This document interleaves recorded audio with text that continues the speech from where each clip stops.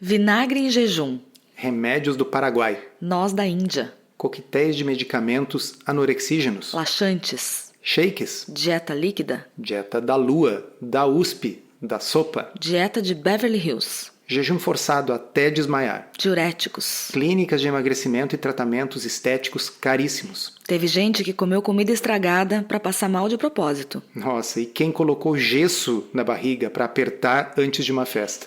Teve até quem tomou chá de pilha. O quê?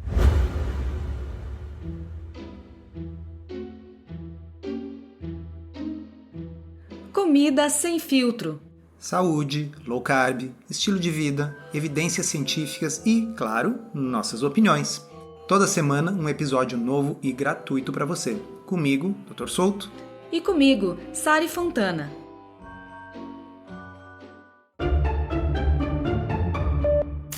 Todas essas coisas que a gente citou antes foram iniciativas de pessoas reais para emagrecer. Elas me contaram isso numa caixinha que eu abri lá nos stories do Instagram alguns dias atrás. E olha, eu até me identifiquei, de certa forma, porque no passado eu confesso que cheguei a fazer algumas delas. Eu entendo que leva uma pessoa a tomar uma atitude desesperada para emagrecer, que é até irracional e pode até colocar sua vida em risco. A dor de não conseguir resolver a situação é muito forte. Mas chá de pilha? Pois é, isso é muito arriscado. Bom, o incrível, Sari, é o seguinte, tá, as pessoas fazem loucuras da sua cabeça. Mas e o que dizer quando cientistas, quando médicos propõem coisas muito doidas? E a gente vai trazer hoje aqui uma matéria do portal R7 a respeito de uma dessas iniciativas. Olha só. Você já viu aquela expressão assim que para emagrecer é fácil, é só fechar a boca? Já, né? Muita gente já falou isso. Bom, gente, para perder peso, você teria coragem de usar um aparelho que impede a boca de abrir mais do que 2 milímetros. Esse dispositivo foi criado por pesquisadores da Nova Zelândia e do Reino Unido. Mas que coisa, né? 2 milímetros, um tantinho Não dá nem pra assim, sorrir, né? O aparelho tem ímãs na parte superior e inferior da boca, fica preso nos dentes. E aí, como a pessoa não consegue abrir a boca, só dá para ingerir alimentos líquidos, por canudinho, por sopinha, né? Aí o emagrecimento é mais rápido. Só que, vamos combinar? É muita polêmica, né? Muita polêmica? Nossa, eu acho isso, para começar, absurdo. Como é que é? É um aparelho que impede a pessoa fisicamente de abrir a boca? É uma coisa medieval e lembra uma coisa que se fazia anos atrás, antes do advento da cirurgia bariátrica, que era costurar a boca dos obesos. Socorro. Com o mesmo objetivo. Nós vamos falar um pouco mais sobre isso adiante, mas já vão pensando, pessoal, o nível de desespero que tem que haver na concepção baseada exclusivamente em calorias da nutrição para chegar a esse ponto. Do tipo, a pessoa tem que comer menos a qualquer custo. É o que está por trás desse tipo de raciocínio. Vamos continuar ouvindo essa matéria, então. O aparelho foi desenvolvido por pesquisadores da Nova Zelândia e do Reino Unido. Ele utiliza ímãs que prendem os dentes molares superiores aos inferiores e limita a abertura da boca em apenas 2 milímetros. Dessa forma, não é possível ingerir alimentos sólidos, apenas líquidos. O método surgiu como mais uma alternativa para pessoas que querem emagrecer, assim como a Silvana, que já fez loucuras. Passei 15 dias comendo simplesmente abacaxi e ovo cozido. Emagreci na época quase 7 quilos. Isso tudo para ir numa festa. Isso tudo para ir numa festa, ela diz. Tá fadada ao insucesso. Não importa que seja uma dieta da lua, não importa que seja essa só do abacaxi com ovo ou o que for. Porque algo para dar certo tem que ser algo que você possa conseguir manter no longo prazo. E você não vai conseguir manter esse tipo de coisa no longo prazo. Aliás, muito menos um ímã nos dentes no longo prazo. O dispositivo odontológico foi alvo de um estudo publicado em uma revista britânica para medir a eficiência no emagrecimento e a aceitação dos usuários. O estudo clínico foi feito com 7 mulheres obesas que desejavam emagrecer. Elas usaram o dispositivo por 2 semanas e, durante esse período, passaram por 3 consultas de revisão para relatar as impressões sobre o mecanismo. No fim do período, cada mulher conseguiu perder um pouco mais de 6 quilos. Algumas participantes do estudo relataram dificuldades em pronunciar algumas palavras, desconforto intenso e constrangimento.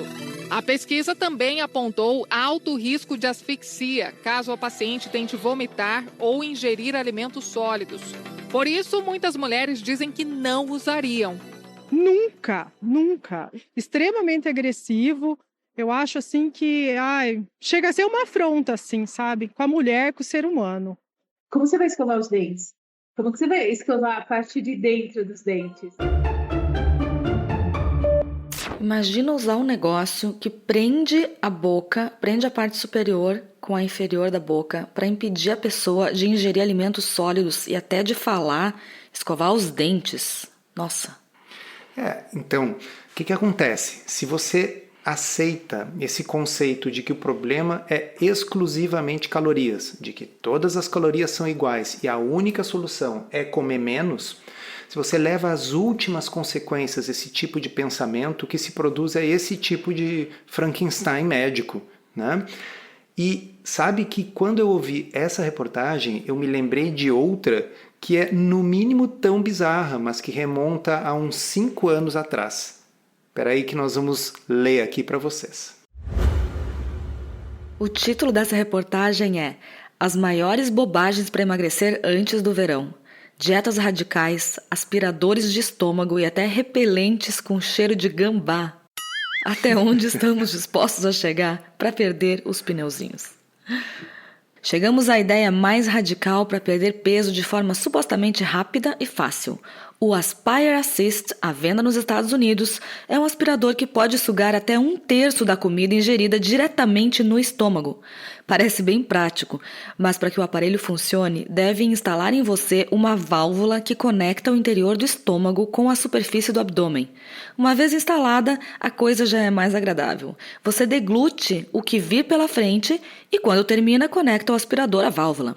Os alimentos, sem digerir, suponho que com um aspecto semelhante a de um vômito, são armazenados num depósito que, eu imagino, poderá ser esvaziado e limpo tranquilamente. Um artefato infernal, diz aí.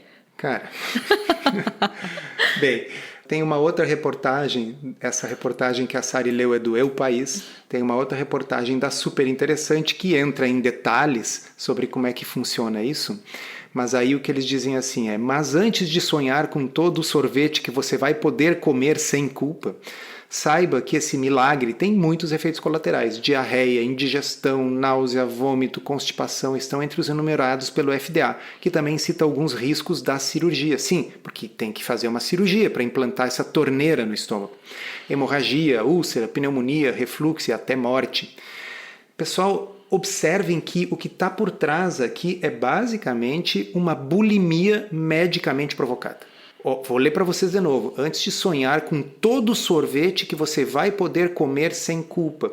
Então, isso não é exatamente a bulimia. Eu pego o pote de sorvete, como todo ele e depois eu boto para fora antes que eu possa absorver para emagrecer. Só que você pode botar para fora vomitando ou tirando o vômito por uma torneira no estômago. Então há algo muito errado com a medicina, há algo muito errado com a concepção do tratamento da obesidade. E, na minha opinião, o erro é enfocar exclusivamente em calorias. Porque, veja, as pessoas podiam ter sido orientadas a comer de forma diferente. Você não precisa ficar com fome, você não precisa matar a sua fome artificialmente, tirando o vômito do estômago por uma torneira, ou então simplesmente ficar com fome mesmo porque você não consegue abrir a boca porque tem ímãs nos seus molares superiores e inferiores. Se você soubesse, você, não você aqui que está nos ouvindo, que é uma pessoa diferenciada, mas quem é vítima desse tipo de coisa, soubesse que poderia comer um churrasco, evitando o pão e evitando o doce, e emagrecer, que poderia comer comida de verdade, peixe, frango, salada, ovos, legumes, laticínios, e mesmo assim emagrecer, e que tem estudos científicos que corroboram isso, e que o nível de perda de peso esperado é frequentemente equivalente ou superior a dessas coisas perigosas, bizarras e caras que nós acabamos de mencionar para vocês. Eu tava rindo antes, mas eu tava rindo de nervosa, porque eu fico nervosa quando eu vejo esse tipo de opção sendo desenvolvida, sendo vendida por aí e ainda mais recomendada por profissionais de saúde. É muito triste. Não caiam nessas coisas, gente. Não caiam, não deixem quem vocês amam, quem está próximo de vocês, caírem nessas ilusões de atalhos para emagrecimento. Não existe atalho. Existe uma alimentação saudável, existe consistência, existe sim dificuldade, porque apesar de ser simples, não é necessariamente fácil. Mas se alguém te prometer alguma coisa muito fácil, desconfie.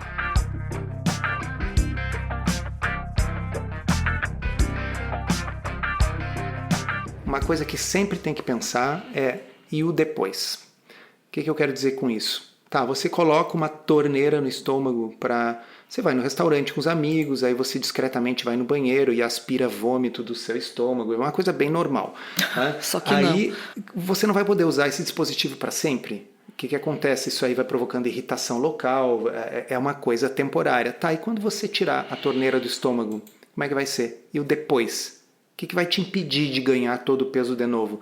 Tá, então você colocou os tais ímãs que travam os dentes. Beleza, não dá para escovar os dentes, é aquela coisa bizarra, difícil para falar, não dá para sorrir direito, né?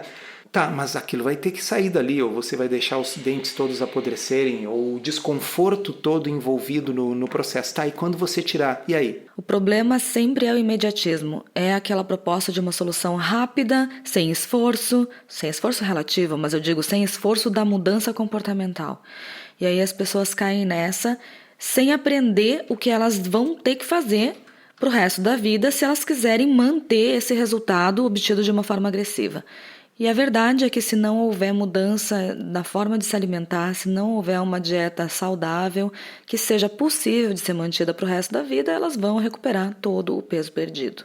E olha só, eu achei muito boa a reportagem do Eu País, porque ela termina de uma forma muito legal. É muito comum esse tipo de reportagem terminar assim, o que você precisa é apenas uma dieta balanceada e exercícios. Bom, não falo o que é a dieta balanceada e exercícios isoladamente não são a chave para o emagrecimento se não houver dieta associada. Olhem que legal a forma como eles terminam o artigo do Eu País. O problema de todas essas dietas e mecanismos para emagrecer é que, na realidade, elas não têm nada a ver com uma dieta.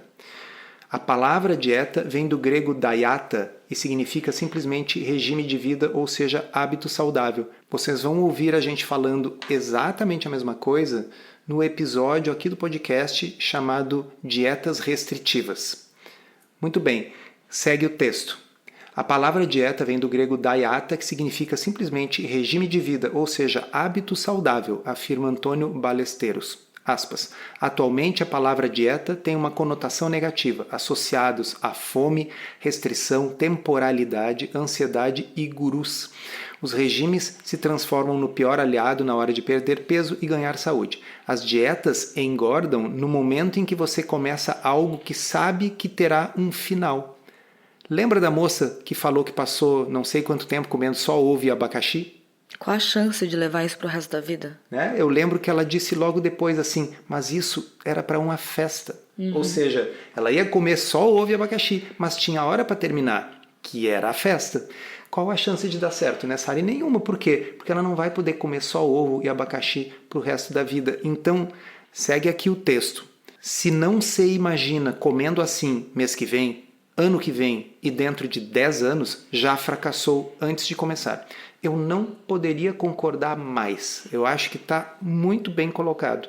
Eu acho que a gente precisa entender que a modificação do estilo de vida alimentar tem que ser algo sustentável no longo prazo. Low carb é uma destas possibilidades. Não é necessariamente a única, mas tem como grande vantagem o fato de não se acompanhar de fome. Você não precisa travar os dentes com ímãs e não precisa botar torneira de vômito.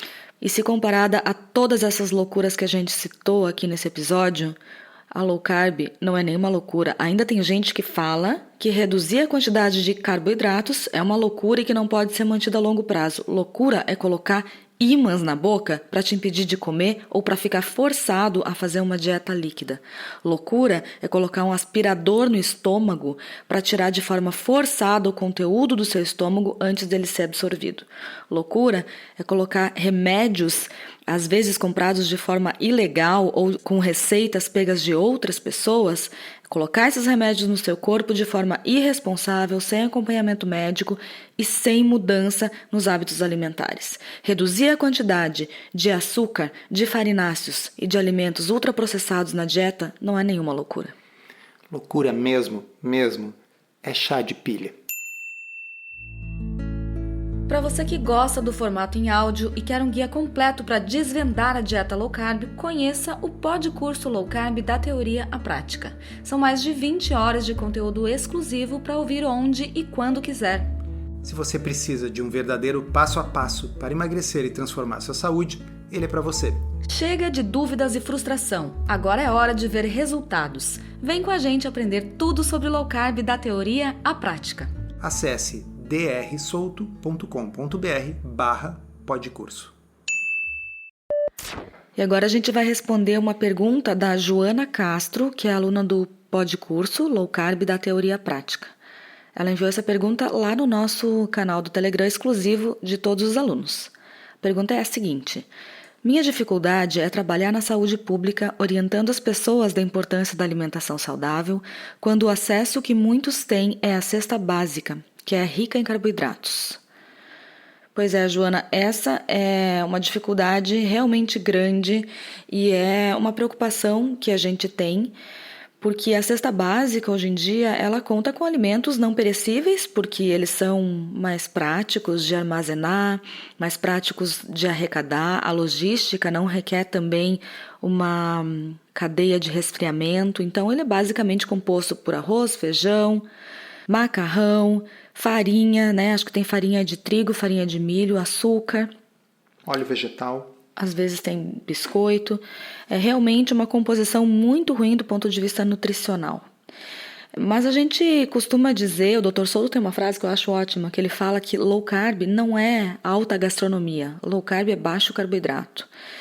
E é possível fazer low carb com todos os orçamentos. É com certeza mais difícil quando a gente está falando de um público que só tem acesso à cesta básica, muito mais desafiador. Mas se a gente pensar em custo e essa pessoa estiver disposta a fazer algumas modificações em casa, tendo acesso, obviamente, né, a condições de cozinhar suas refeições, a recomendação na qual eu focaria seria feira e açougue. E aí, final de feira, no Brasil a gente tem muita coisa barata.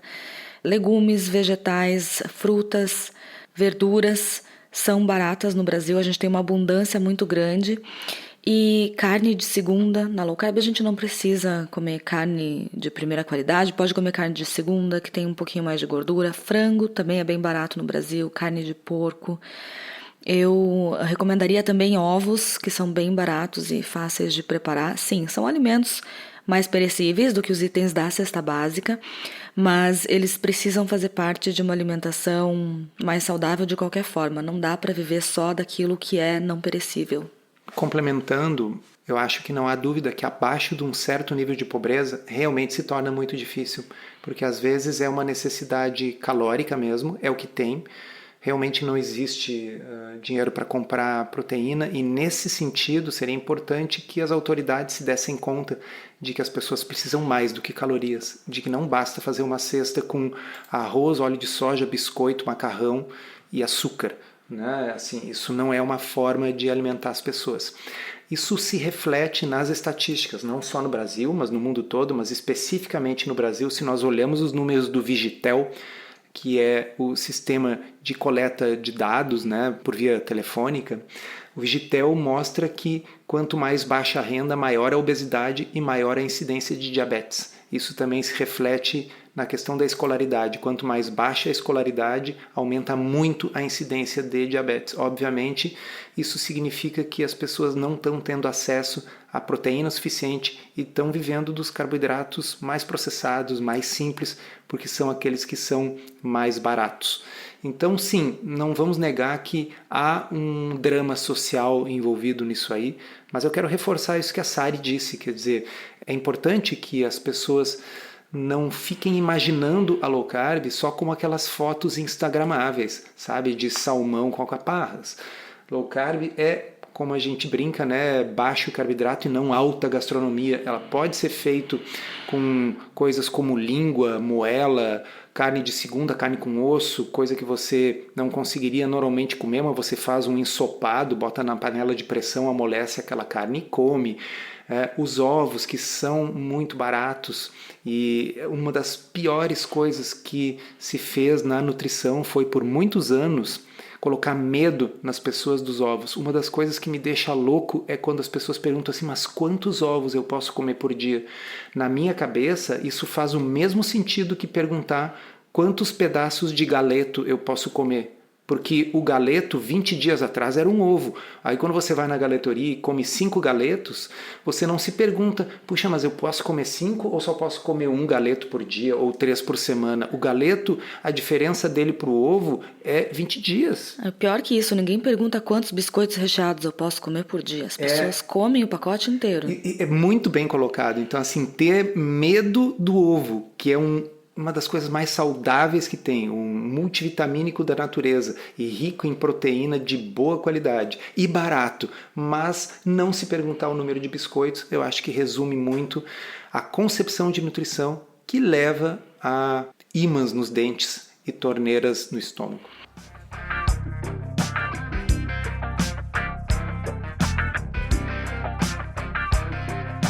E aproveitando que você citou os ovos, e falando das pessoas, das famílias que têm condições mínimas de cozinhar em casa alimentos de baixo custo, mas que também são nutritivos e com menos carboidratos, a Associação Brasileira Low Carb criou uma ação concreta que visa suplementar essas famílias de baixa renda com proteínas de boa qualidade. A gente já fez uma grande entrega de frango para 3 grandes cidades do Brasil, Florianópolis, Porto Alegre e São Paulo, e a gente segue arrecadando na associação contribuições da comunidade para a gente fazer uma segunda etapa dessa ação, que a gente chama de proteína básica. Essa segunda etapa vai focar em entregar ovos para as famílias, tá? É uma logística diferente da cesta básica, porque ovos são frágeis, requerem mais cuidado no transporte, na distribuição. Então, para isso a gente precisa de doações, porque a gente entende que a cesta básica, como é composta hoje, ela é bem complicada, rica em farináceos, em açúcares, em carboidratos, baixa em nutrientes essenciais, como a proteína. Então, a gente entende que essas entregas, elas servem para complementar a cesta básica. Quem quiser fazer a sua doação, ela será muito bem-vinda e basta entrar no site ablc.org.br/ação proteína básica. A gente vai deixar o link aqui na descrição desse episódio. Muito bem lembrado, é uma oportunidade da gente contribuir, especialmente nesses tempos de crise econômica causados pela pandemia de Covid-19 e, ao mesmo tempo, contribuir com a divulgação da ideia de que as pessoas não podem sobreviver apenas de carboidratos refinados e que é necessária a reformulação da cesta básica na forma em que ela existe atualmente. E a ABLC, como uma organização sem fins lucrativos, está aí oportunizando isso para todos nós.